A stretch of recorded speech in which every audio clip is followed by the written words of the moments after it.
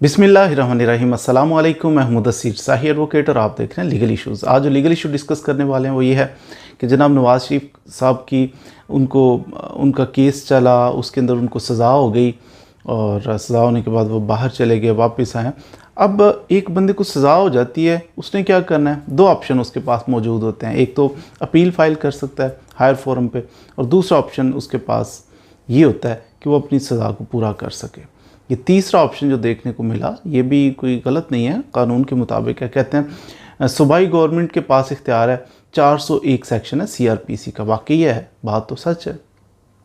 तो वो 401 सेक्शन ढूंढ के तो हमारी मौजूदा जो अबूरी सेटअप है, सूबाई गवर्नमेंट है, तो उन्होंने जनाब वो 401 ढूंढ के तो वो कहा कि ये हमारे पास इख्तियार है और हम इस इख्तियार को इस्तेमाल करते हुए नवाज़ शरीफ साहब की सज़ा जो हुई थी इनके केस में, उनकी सज़ा को मुअत्तल कर देते हैं। कानूनी एतबार से अगर देखा जाए तो कर सकते हैं, ये पावर है उनके पास। लेकिन दूसरी तरफ ये भी तो देखना है ना कि मजबूरी ऐसी क्या पड़ी थी।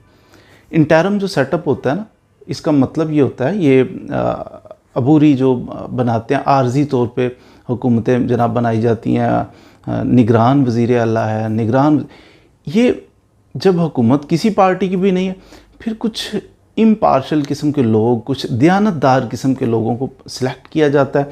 वो फिर ये सेटअप को मीनवाइल चलाते हैं और कोशिश करते हैं कि एज अर्ली एज पॉसिबल, जैसे कि 90 डेज़ कॉन्स्टिट्यूशन कहता है कि डिज़ोल्व जब असम्बली होगी 90 डेज़ के, विद इन 90 डेज़ आपने ये काम करना है कि एक इलेक्टेड गवर्नमेंट आनी चाहिए।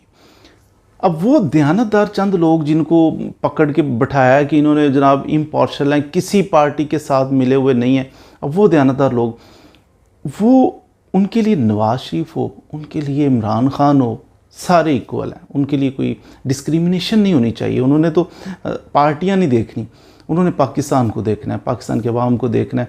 उनकी राय हो जाएगी, इलेक्शन में जो पार्टी जीतेगी उसको सौंप देना है, जनाब ये ले। अब इस पे एतराज़ ये अवाम कर रही है इस वक्त गवर्नमेंट पे कि गवर्नमेंट तो इम्पार्शल होनी चाहिए, किसी पार्टी की थोड़ी है। अब एट अ टाइम देखिए गवर्नमेंट का बिहेवियर जिस पे अवाम एतराज़ कर रही है।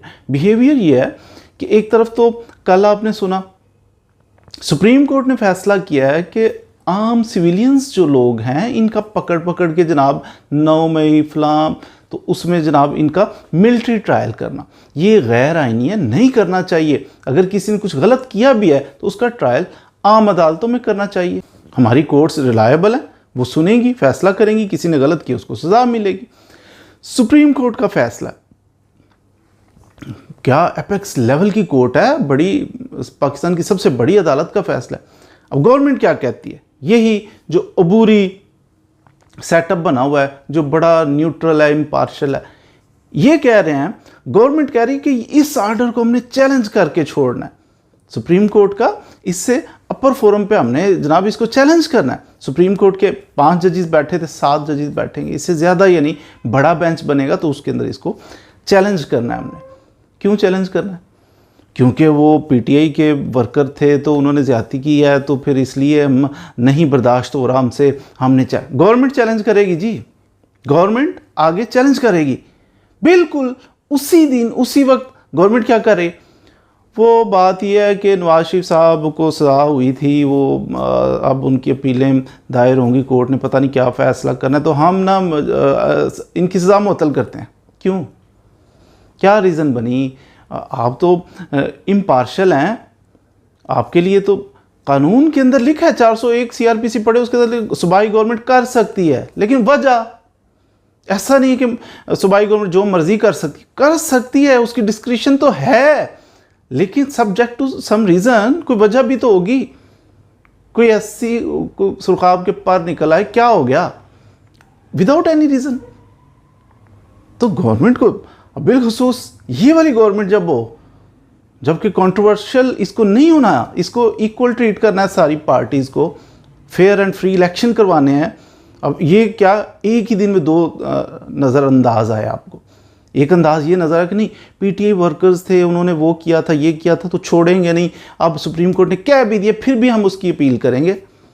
एक तो ये ज़िद्द है ना कि करके छोड़ेंगे अपील, ये होना नहीं, इनको मिलिट्री के आगे बस बात ठीक है, करें, बड़ी अच्छी बात। दूसरी तरफ वही जनाब इंटरम सेटअप कह रहा है नवाज शरीफ साहब को हम सज़ा मुअत्तल कर रहे हैं, हमारा वो 401 के अंदर वो लिखा हुआ था, 401 अगर आप पढ़े ना ये मुअत्तल कर सकते। तो यहाँ थोड़ा सा आप आगे चलें तो ये भी लिखा हुआ है कि इसमें कंडीशनल हो सकता है, कोई मुजरिम है, उसने जुर्म किया है, उसका जुर्म साबित हो गया, इसकी सज़ा को मुअत्तल कर सकते हैं। कोई वजह तो होगी ना, कोई मिसाल पैसा खा गया लूट के, तो वजह ये हो सकती है कि ये कहेंगे कि जनाब पैसा लूट के खा गया, उससे बात करेंगे वो पैसा वापस कर दो, वो कहे ठीक है जनाब किस्तें कर दो, मैं जो चोरी किया पैसा लौटा देता हूँ। तो फिर ये कंडीशन लग गई, ये पैसे लौटाएगा, हर महीने इतने पैसे देगा, तो पैसे आ जाएंगे, चलो इसी बहाने, कोई रीज़न तो होगी ना। फिर अगर ये सज़ा मुअत्तल कर देती है सूबाई गवर्नमेंट, तो फिर एक और इख्तियार होता है कि ये मुअत्तली का जो आर्डर है ना, इसको फ़ारग भी किया जा सकता है, वापस लिया जा सकता है कि हमने सज़ा मुअत्तल की थी, हम दोबारा बहाल करते हैं, आपने ये कंडीशन पूरी नहीं की। लेकिन यहाँ क्या हुआ, यहाँ पे कंडीशन ही कोई नहीं लगाई। कंडीशन लगाएंगे तो पूरी करेगा या ना करेगा ना, विदाउट एनी कंडीशन। प्लीज़ आपका हम जो सज़ा है आपकी, आपको सज़ा हुई है, आपने जुर्म किया है, साबित हो चुका है, तो हम मुअत्तल करते हैं विदाउट एनी रीज़न, कोई रीज़न बताए बगैर। बिल्कुल उसी तरह जिस तरह सुप्रीम कोर्ट के अंदर जनाब प्रोसिक्यूटर नैब ने केस बनाया है, नैब कहता है कि जनाब ये रिलायबल रहेगा। नैब एक इदारा है, बड़ा मोतबर इदारा है, इसने करप्ट लोगों को पकड़ना होता है, हाई लेवल के हाई प्रोफाइल करप्ट लोगों को इसने हाथ डालना होता है।